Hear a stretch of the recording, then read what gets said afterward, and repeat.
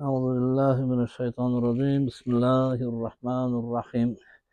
Bugünkü bayağıda el birligi dep götürüp atkanım oşonu Paris'te dagы ulap, Kırgız elinin takdırına teşeli nesillerini aytığa niyetlendim. Hem Subhanahu wa Ta'ala rahim etsin. El birligi. Men özüm için yazıp koydum. El birligi manisi. Kırgız elinin birdigi, jana birimdigi. Emne üçin men birdigi dep жазып атам. Kırgız eli bu kurama el. Көп ellerden turat da. Bunun mesela Kırgızstan çölkömünde kança eldin insanları yaşayt. Ошон үчүн bu Kırgız elinin birdigi dep жазганымдын себеbi bu biz bir elbiz, Kırgızstanlıkbыз деген мааниге келсек, ошондо bir кандайдыр bir ынтымакка келебиz иншалла. Жана биримдиги, oyunun birimdigi, şu Kırgızstan'ı götürüp, birimdiktүү olup, bir jarkıragan, bir татынакай өнүккөн өлkө kursak деген niyette olsok, баардык elder. Ал эми Kırgız болобу, Özbek болобу, Tatar болобу, kayсы eldin insanları bolбосун, biz Kırgızstanlıkбыз desek, ошондо Kırgız elinin bir kandaydır bir ынтымак бар жерде ырыс бар деп өнүккөн өлкөгө акырындык менен өтүp кетебиz иншалла өнүгүүнүн жолуна. Эми эң биринчиси азыр Кыргызстандын даражасын Аллах Subhanahu wa Ta'ala мусулманчылыктын даражасы менен көтөрүп атат. Мына азыр өткөндө жумага бардым. Мечитте орун жок, батпай калды. Кудайга шүгүр. Эми ушуга тиешелүү bir Kur'andын аятын окуп берейин. Ошо Кыргызстанда болуп аткан баягы биздин мусулманчылыкка тиешеси бар. Ошол Наср сүрөсү. Bismillahirrahmanirrahim. Elhamdülillahi Rabbil alamin. Errahmanirrahim. Maliki yevmiddin. İyyâke na'budu ve iyyâke nestaîn. İhdina sıratal mustaqim. Sıratal lezîne en'amte aleyhim. Gayril mağlubi aleyhim veleddâllin. Bismillahirrahmanirrahim.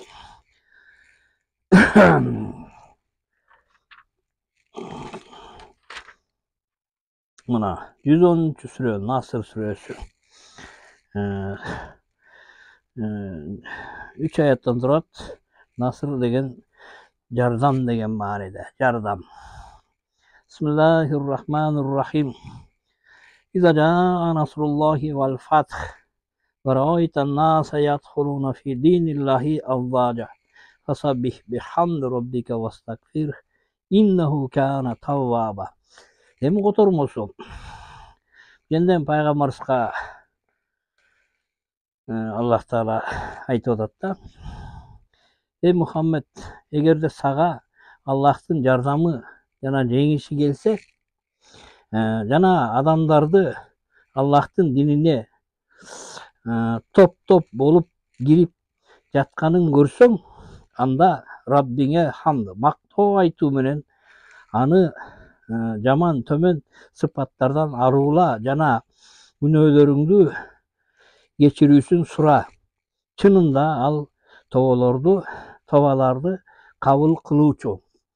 Mına bu yerde paygambarыбызга da aytılgan nerse bizdin musulmançılıkka da tiyişeğiz var. Allah Teala aytып атат.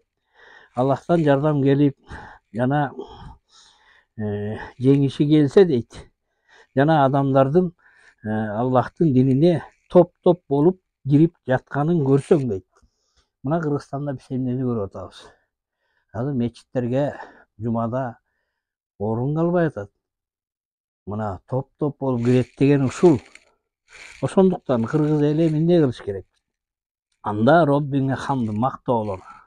Aytуу menен аны жаман төмөн sıfatlardan aruula jana günöөлөрүңдүн geçirүүsүн сура. Ошон үчүн Kırgız eli özünün günöөлөрүн geçirүүsүn сурап тоо кылып, Kudayga too kılsak, Kuday toolorubuzdu kabul kılуучу zat.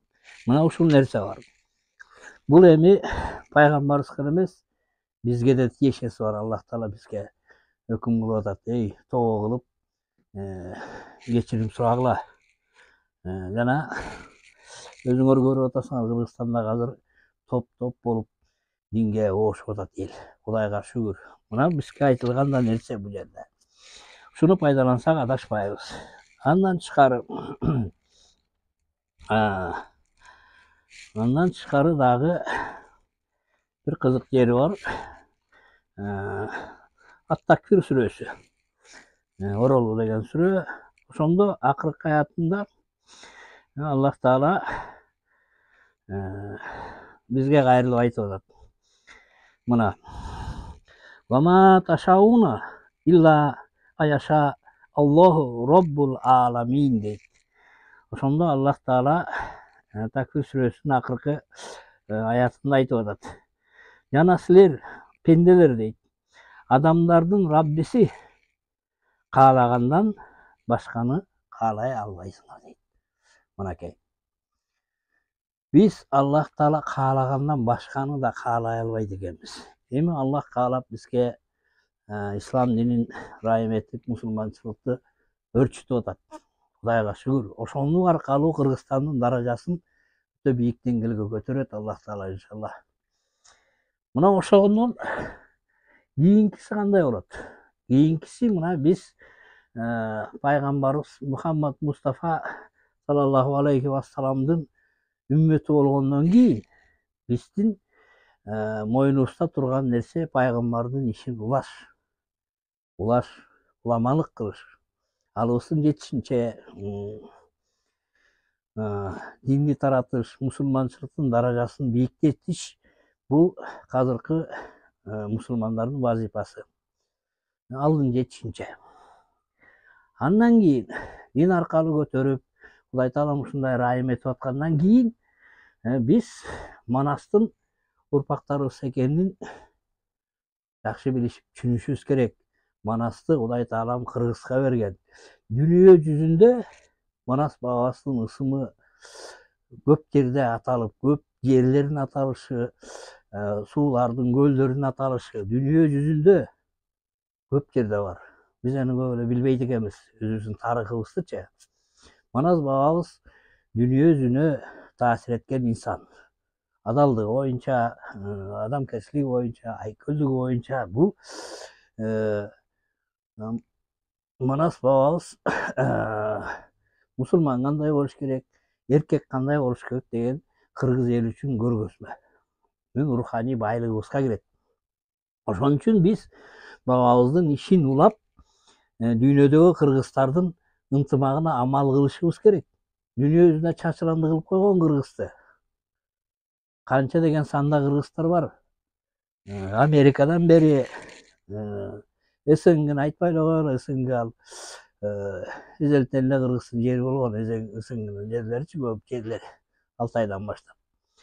Ошондуктан кыргыздын дүйнө жүзүнө чачыранды болгон кыргыздын ынтымагын амал кылышыбыз керек.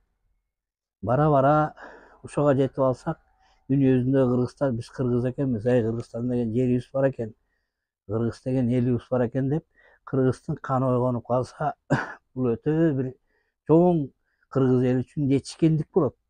Муну эми баягы азыр ушу мен сүйлөгөндөн кийин Дастан Исламович Сарыгулов Путиндин айткандарын көрсөтүп, өткөндө интервью берди, ошондон үзүндүлөрдү бул интервьюдан кийин кошуп коебуз.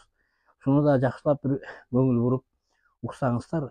Себеби ошол жерде мен сыйлаган урматтуу Владимир Владимирович Путин Алтайлык кыргыздардын башатында, цивилизациянын башатында кыргыздар турган деген бизге тастыктап айтканы бар. Аны да угасыңар го ошол интервьюсунан. Андан кийинкиден ошонун баарын уккандан кийин анан мен бир ой жүгүртүм бар. Мына мисалга үзөңгү куш, каркыра, кемпир абад жөнүндө. Эмне үчүн алар мисалга кемпир абад Өзбекстан, Андижан тарапка өттү. Үзөңгү куш аркы кытайлык кыргыздарга өттү. Каркыра Казакстанга өттү. Мында биз айтабыз, машалла деп айтабыз. Аллах каалады, Аллах каалаганы болду. Бирок Эмне үчүн Аллах Таала ошого жол берип ошону каалады деген ой жүгүртүмдү ушунун аягында айтайын, өзүмдүн оюмду. Анан кийин силер дагы эми ой жүгүртүп, эгерде макул болосуңарбы, макул болбойсуңар ушул WhatsApp аркылуу оюңарды жазып, же ушул каналга эле комментарий катары жазсаңар, анан биз жооп бергенге аракет кылайын. Иншалла. Азыр болсо жанагы Дастан Сарыгулов аксакалыбыздын Путин менен мындай жөнүндө ой жүгүртүүсүн угуп алгыла. Андан кийин анан мен тиги Үзөңгү Кууш жана Каркыра кемпир абаттар эмне үчүн Кудай Таалам четке кетири деген оюмду айтайын. Иншалла. Саламатсызбы агай? Биздин студияга кош келиптирсиз. Агай, акыркы учурларда социалдык тармактарда Россия Федерациясынын президенти Путиндин Алтай тууралуу айткан сөзү аябай талкууга алынды да. Бул көрүнүш менен ата бабаларыбыздын бизге калтырып кеткенин Путин дүйнөгө таандалды десек болобу? Бул чоң саясий билдирүүнүн катарында өтө сейрек, бир кылымда мындай дүйнөлүк саясатка тиешелүү билдирүүлөр бир эле же эки эле жолу болот. Биз көңүл бурбай жатабыз. Сиздердин маалымат каражаттарыңыздын жардамы менен ушул сөздөрдү жалпы кыргыз элине баймабай таратсаңыздар да. Расмий бийликтин эки бутагы бирге турган жерде, өкмөт курамы менен турган жерде ушундай сөздү айтуу, биринчиден бул дүйнөлүк саясатта чоң жаңылык, экинчиден ошол байыркы тарыхты таанып, расмий кабыл алгандын белгиси. Ошонун ичинде кыргыздар Алтай цивилизациясын негиздеген, жараткан, калыптандырган деген мааниде айтты. Бул кыргыз үчүн сыймык да, биз үчүн чоң даңк. Биз даңазалай турган иш болуп атат да. Анын үстүнө Агай, эч ким айтпаган пикирди, тактап айтканда орус падышачылык айтпаган пикирди Россия Федерациясынын президенти Путин кыргызга болгон пикирин өзүңүз айткандай дүйнө жүзүндө даңазалап өттү да. Бул Путиндин пикирин кыргыз эли кандай кабыл алыш керек эле? Биринчиден элибиз ишениш керек. Бабаларыбыздын байыркы 150 миң жыл илим далилдеген тарыхы бар экенине ишениш керек. Экинчиден биздин бабаларыбыздын улуу тажрыйбасын, акылын, насаатын даңазалап, даңктап баалаш керек. Биздин өксүп кемигенибиздин себеби биз ким экенибизди өзүбүз билбей калдык. Ал эми Россиянын президенти айтып атпайбы? Тоолуу Алтай дейт, жалпы Алтай эмес, тоолуу Алтай дейт. Ушунун баарын тоолуу, горный Алтайга таандык деп атат да. Тоолуу Алтайдын картасы бүгүн расмий картаны карасак, 90% жер, су аттары кыргызча болуп турат. Жалпы Алтайдын жер су аттарын картадан карасак, 50-55% кыргызча болуп турат да. Экенин баса белгилеп айткан жок.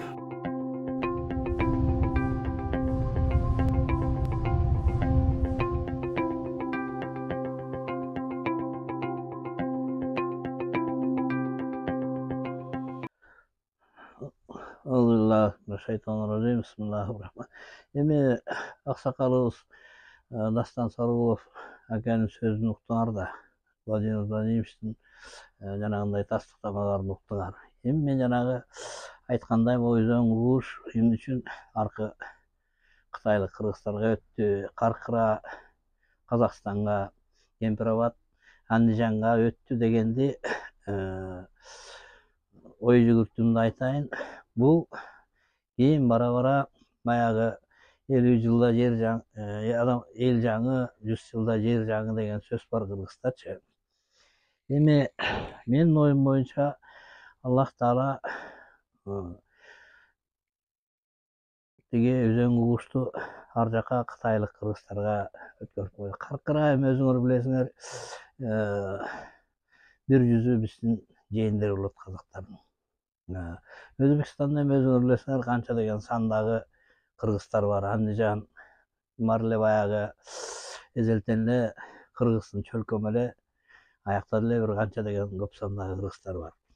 Эми менин оюм, Аллах Таала ушул Өзөң Куушту Каркыраны, Кемпир Абадты аяка өткөргөнүн себеби кийин бир кайсы бир убакта келгенде Кыргызстан бир өнүгүп өскөн өлкө болгондо ушул кеткен мисалы Кемпир Абадыбыз балким чек арабыз ачылып Өзбекстан менен бир чөлкөм болуп калабыз.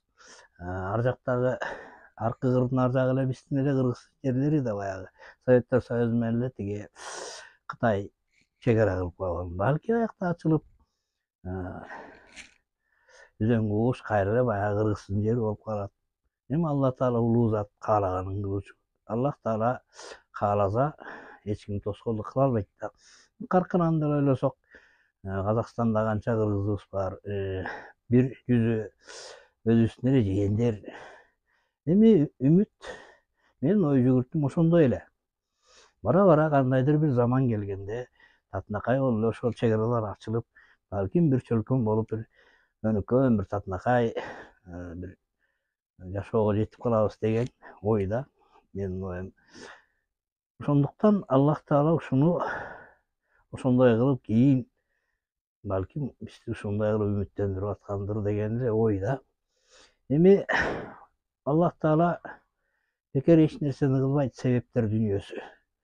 Балки ушуну себеп кылып кийин чек араларыбыз кеңейип, чек ара деле жок болуп калышы мүмкүн. Евросоюз деле кандай болуп атат? Балки ошондой болуп калабыз. Эми аны жакшы үмүт кылалы. Азыр мына Кыргызстан өнүгүп өсүп келатат. Ошол бобу Кыргызстанда болсо эми бобу биздин эле биримдигин бул бийлик кылып атат. Мисалга Садырдын бийлиги, Рожа Барас Садыр бийликте хан болуп атпайбы? Хандыгы менен ошо биримдикти бышыктарайт. Алтайский цивилизацияны деп алмашашын көтөрдү эле көчмөндөр деп. Балким келгенден кийин сурансак улап коет эми. Аны да эми көрөбүз да иншалла Кудайдан эми. Менин оюм ушундай эле. Ушул ойду өзүңөр дагы бир чайкап көргүлө кандай экенин.